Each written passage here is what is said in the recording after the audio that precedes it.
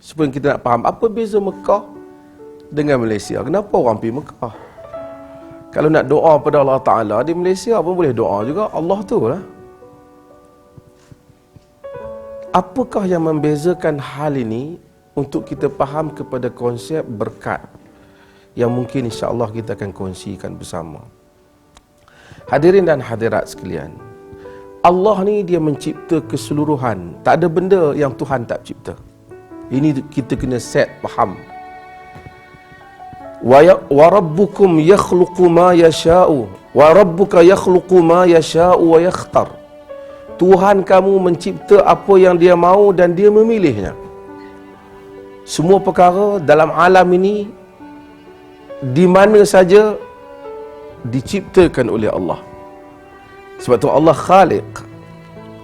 Kadang-kadang benda yang kita tak perasan Allah cipta. Sebab tu the most amazing things that created by God for me is time. Masa.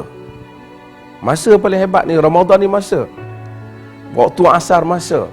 Allah ciptakan masa. Masa yang paling. Sebab tu kalau orang tak boleh tanya, sebelum Tuhan apa? Tak boleh sebelum. Pasal sebelum, there is no before and God. Before and after.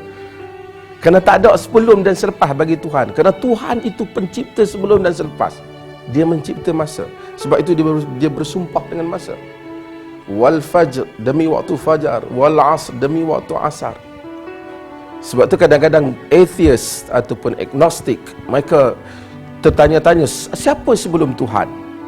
Kata, Tuhan menciptakan makhluknya kita ini, dan meletakkan kita dalam time system, dalam sistem masa. Kita masuk dalam sistem masa, sebab tu kita sentiasa fikir sebelum, selepas, saat lagi. Tuhan tak ada. Sebab tu kita panggil huwal awwal wal akhir. Dia ialah yang awal dan yang akhir. Tuhan lah yang mengendalikan masa. Ini nak datang kepada keberkatan. Tuhan yang mengendalikan masa. Oleh kerana Tuhan yang mengendalikan masa, sebab tu kita masa tak sama. 30 tahun saudara, 40 tahun saudara kita mungkin tak sama dengan 40 tahun saya. 5 hari orang lain mungkin tak sama dengan 5 hari saya. Einstein cuba bercakap tentang berhubung dengan teori masa, tentang relativity of time, tentang masalah masa. Tapi Al-Quran telah mendahuluinya, sebut wal asr innal insana lafi khusr. Demi waktu asar, sesungguhnya manusia di dalam kerugian. Sebab tu kadang-kadang Allah, kita tengok satu orang duduk di atas katil kesakitan 5 tahun kesian, tapi dia mungkin rasa 1 tahun. Ada orang yang mungkin kesakitan 20 hari, dia mungkin rasa 5 tahun. Sebab itu azab kubur mungkin kita akan heran. Kalau tidak, nanyalah orang yang mati awal, panjang azab kubur dia, nak tunggu kiamat dibandingkan yang mati kemudian. Tapi tak, kerana Allah mengendalikan masa. Sebab itu tanda-tanda kiamat, salah satu daripada tanda kiamat apa dia? Wa yataqarabuz zaman, zaman menjadi pendek. Time is shortened, time accelerated. Masa menjadi pendek. Oleh kerana masa menjadi pendek, kita orang dulu tak faham macam mana masa pendek. Orang dulu kata masa pendek itu barangkali kerana dulu pergi haji naik kapal, sekarang naik kapal terbang. Tapi no.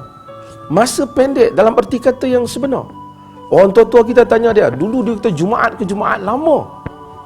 Sekarang Jumaat ke Jumaat rasa macam 2-3 hari ya. Itu salah satu daripada tanda kiamat. Tuhan boleh memanjangkan masa dan Tuhan memendekkan masa. Maka kita lihat sebahagian daripada persarjana Islam besar, An-Nawawi dan seumpamanya, umur mereka 40 tahun tapi karya mereka bagaikan beratus tahun. Sebahagian orang umur panjang tapi masa tak diberkati hidupnya. Masa tak diberkati hidupnya. Ini adalah the most strong answer, the strongest answer untuk orang yang bertanya apa sebelum Tuhan. Kata Tuhan pencipta masa. Sebab itu masa adalah satu keajaiban. Dia letakkan kita di dalam time system. Sebab tu dulu orang fikir nak letak orang Nabi SAW pergi Mi'raj. Macam mana boleh tengok orang kena azab sedangkan tak berlaku lagi hukuman pada kiamat tu. Bukan ada lagi orang pergi dah masuk neraka, kiamat belum berlaku, macam mana Nabi boleh tengok? Sebab Allah the only essence, the God, the only one who control over time. Allah kontrol masa. So Allah boleh ambil kita letak sini, letak daripada masa depan, masa ni letak daripada masa belakang. Pasal dia pencipta masa. Sebab tu salah satu benda yang penting dalam hidup kita ialah keberkatan masa. Masa yang berkat, umur yang berkat. Sebab tu Ramadan adalah salah satu perkara yang kita masuk yang membabitkan soal masa. Dan sejauh mana Allah, sebab tu Allah jadikan pendek Ramadan tapi luas pahalanya, besar pahalanya, kerana soal keberkatan dan soal bagaimana Allah Subhanahu wa taala menciptakan hal ini di kalangan manusia.